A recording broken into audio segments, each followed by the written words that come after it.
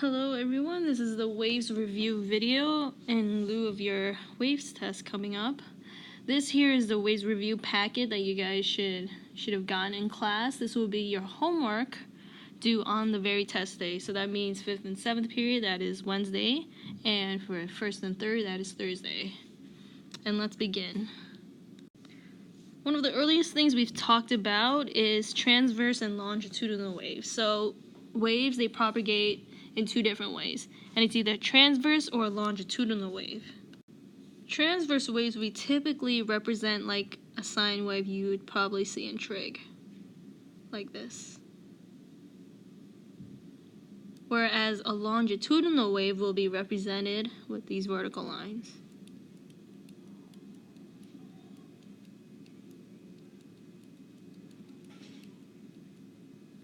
Okay, so this wave representation shows the medium, which is how pretty much the substance in which the waves travel energy through. And let's first take a look at transverse waves. So let's just assume that for both types of waves, they're both moving in this direction. The velocity of the waves are both moving here. Now if we look at the waves in blue, that represents the medium. The particles of this medium will vibrate either up or down, or side to side, just like the direction of the wave. So here, each of these lines will vibrate back and forth this way, whereas here they would vibrate up or down this way, on top. And so if we take these directions into account, the displacement of the waves for a transverse wave is perpendicular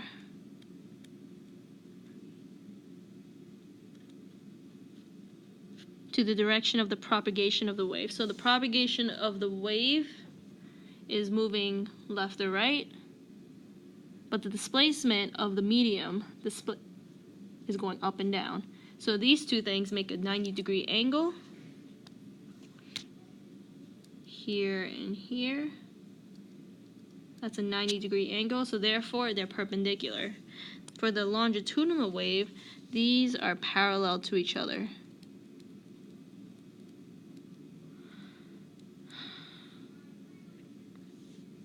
Because they're running in the same direction. They're parallel lines here. Okay. Next, for part 3, number 3, characteristics of the wave. So there are a variety of characteristics that we go over of the wave, either the parts of the wave or different measurements you could take of it. Okay, let's start. So this symbol right here, lambda, that is the variable for what we call the length of one complete wave, and that is the wavelength.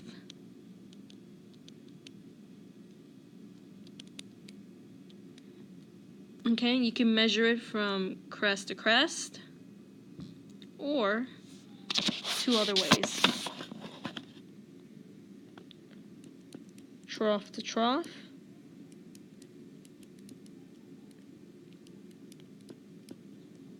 or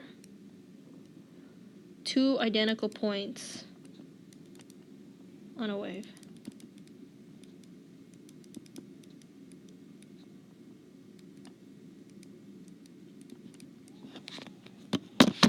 Okay.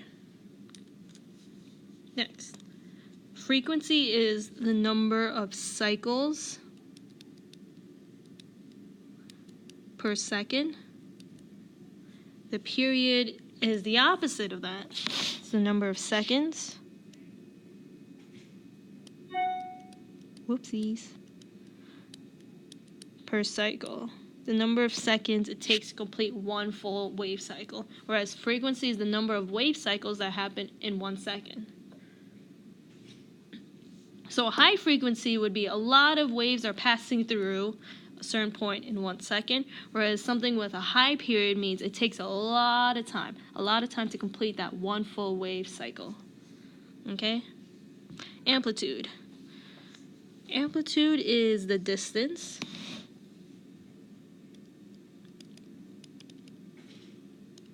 from top or the bottom of the wave to the middle line.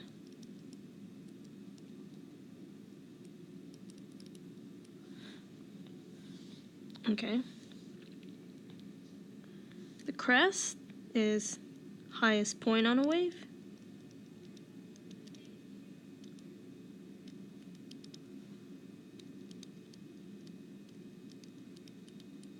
The trough is the lowest point on a wave. And how do these all look like? Okay, so I'm going to draw here a wave.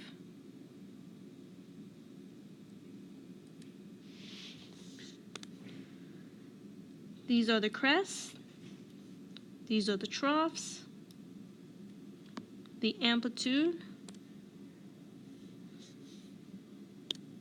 Okay, pick a different line. I'll make a dashed line.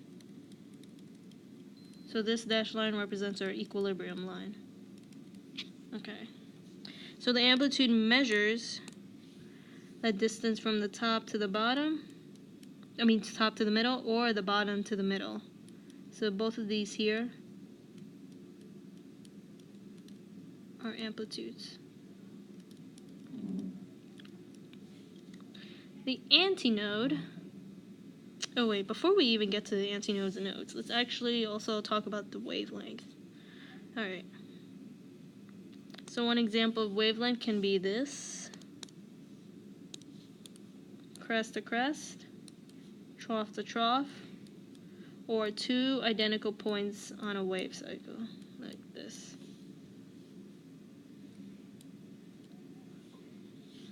Alright, now let's actually get into nodes and antinodes. So these only happen on what we call a standing wave. So that means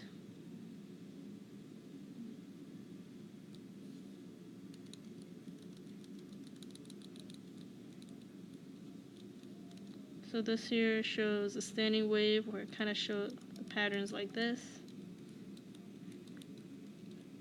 This is standing wave.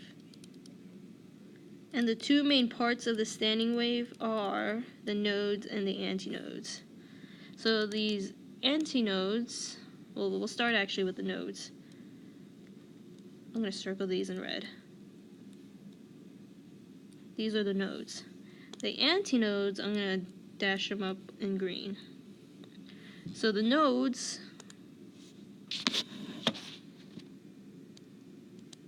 points on wave that don't move.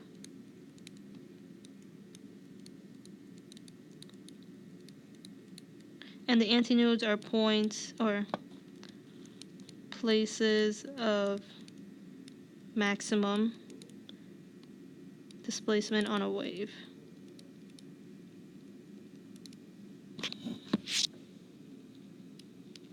Places of maximum displacement. Alright. And you're always going to have one more node than an antinode. So if we look at this example that I drew up, we have 4 nodes, and 3 antinodes. So we're always going to have one more node than one more node than the antinode. Alright. Okay, number 4 shows the formulas you guys will get. You're definitely going to get this one on the reference table. You'll get this one, I believe, on the reference table. And yeah, I think those are the only two you'll actually get. The other one you won't. This one in particular you won't also get. But there's something important about this. There's some questions that don't explicitly tell you the frequency or the period. So your first instinct might be to use these formulas, but that is sort of incorrect. What you're looking for is check the units. For frequency, you want the cycles on top, and you're dividing it by the seconds given. For the period, you want the reverse. You want the given seconds over the given cycles. Okay? So that is one little addition I will make about that question, that formula. Okay. Number 5, we have a transverse wave, and for part A, we're looking for the wavelength. So we can measure it from trough to trough, crest to crest, or 2 identical points on the wave. We can do B to F, but that's not a choice. We can't do trough to trough. We can do A to E, that's a choice. We could also do C to G, but that's not a choice. So the only thing that's there is A to E. Okay, how many wavelengths separate points A and C? So one full wavelength is characterized by this here in green. So from A to E is one full wavelength, the wave pattern. A to C is exactly half of that.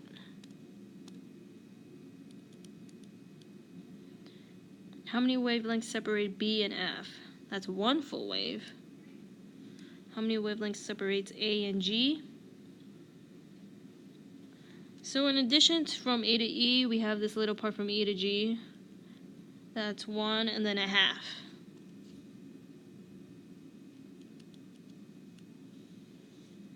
Okay. Choose the correct response for E. It wants the vertical distance. Oh, I don't like that color.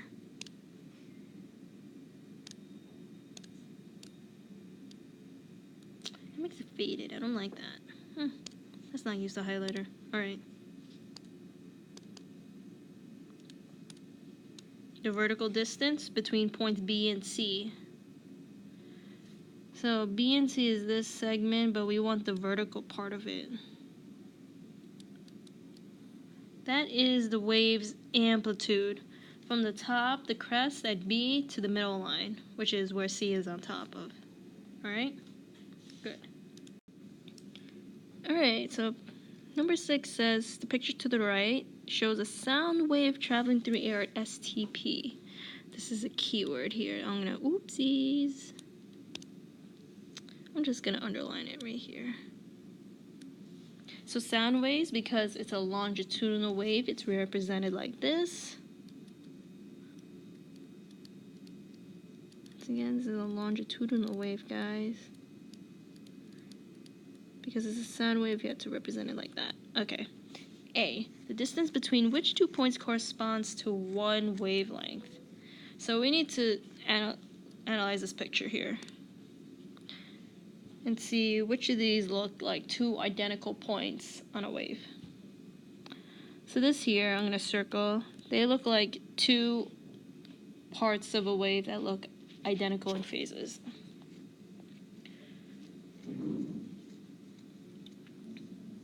It's just based on the pattern here. And then if we go over 2 lines each,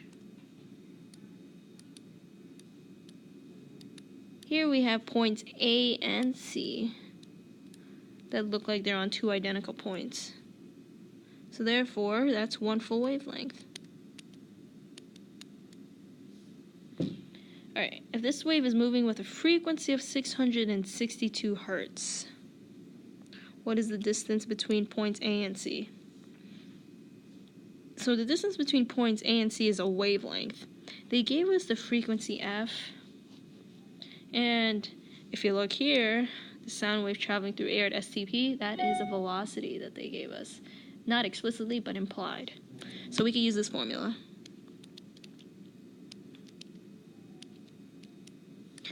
The speed of sound traveling through air at STP is in the reference table on the front page. And this is it. 331 meters per second. They gave us the frequency is 662 hertz. We're looking for lambda, the wavelength. Put those numbers together. You get that lambda is equal to, you get that the wavelength is equal to 0.5 meters. Alright, number 7. A distance of 3.1 times 10 to the negative 2 meters separates successive crests of a periodic wave produced in a shallow tank of water. I want you to pay attention here. A distance of 3.1 meters separates successive crests. That is the wavelength.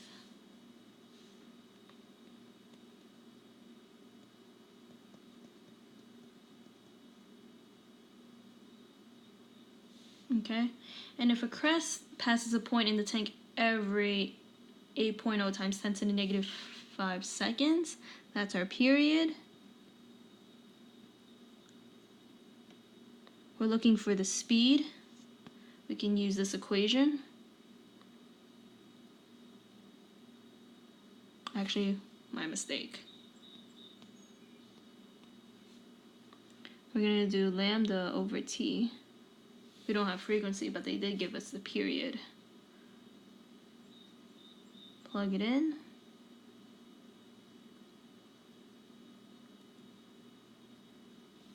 And we should get 387.5 meters per second. All right. Is this wave faster or slower than the speed of sound in air at STP? So, speed of sound in air at STP is 331 meters per second. Our water wave is actually faster, so it's faster. Do you think the speed of this water wave you calculated is realistic? Why or why not? I once told someone no because it seemed too fast, 387.5 meters per second, water moving that fast. But in actuality, I think what I got tripped up over here should be sound wave through water. Okay, so water waves are actually no.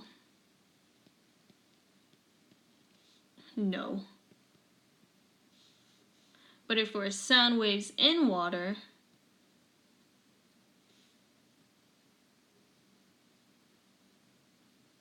then yes, because sound moves faster in liquids and solids than it would in air. Okay?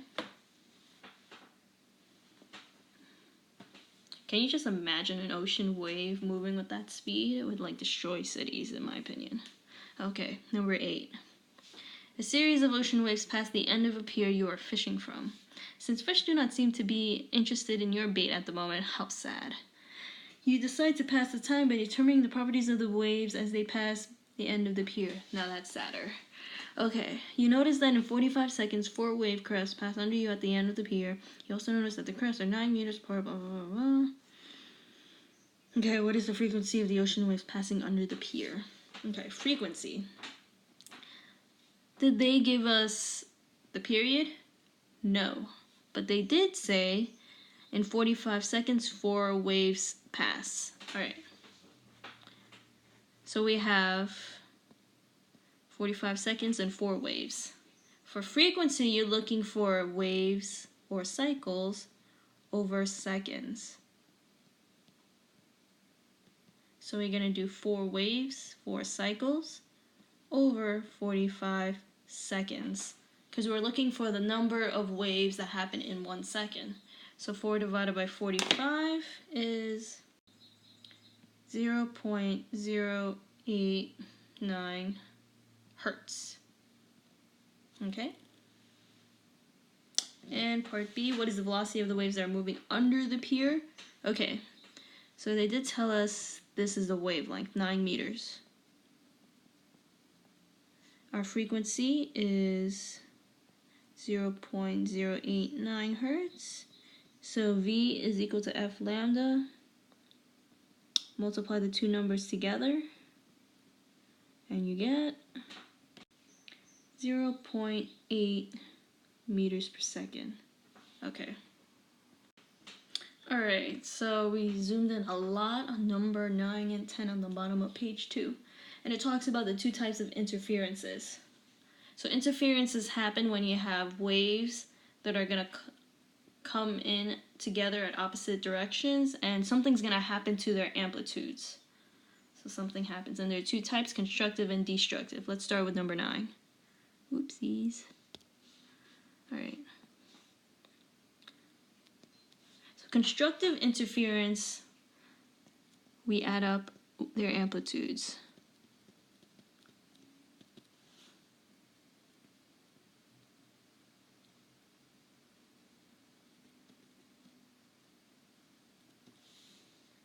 So here we have a rope, we have two crests, one going this way and the other one going this way. And we have a middle point here. When they reach that middle point,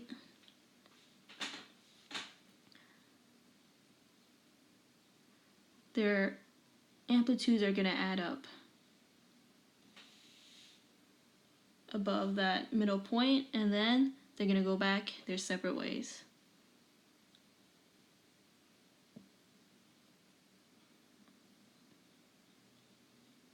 Okay? Destructive, you subtract amplitudes. Okay? So, by the way, for constructive, this can also apply with the troughs. Also applies with two troughs.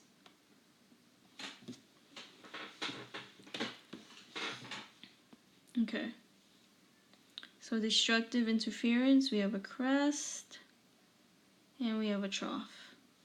One going this way, the other one going this way. When they approach at the same point, their amplitudes are gonna cancel out. That's if they're equal amplitudes, or they're gonna subtract and become smaller in certain cases.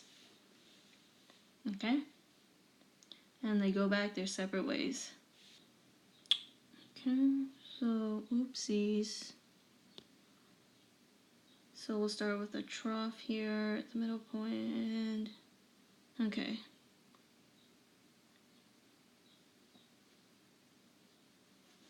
So notice how they're still continuing off in their separate directions. Okay. In the cases of unequal amplitudes, this could also happen.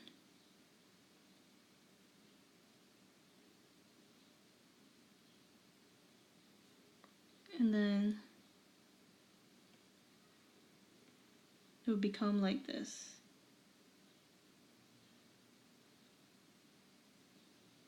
It will get smaller. Well, that's a little lame. Let's make it.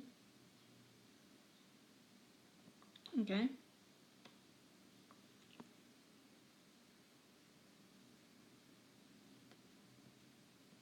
Let me draw these arrows to indicate where it goes next.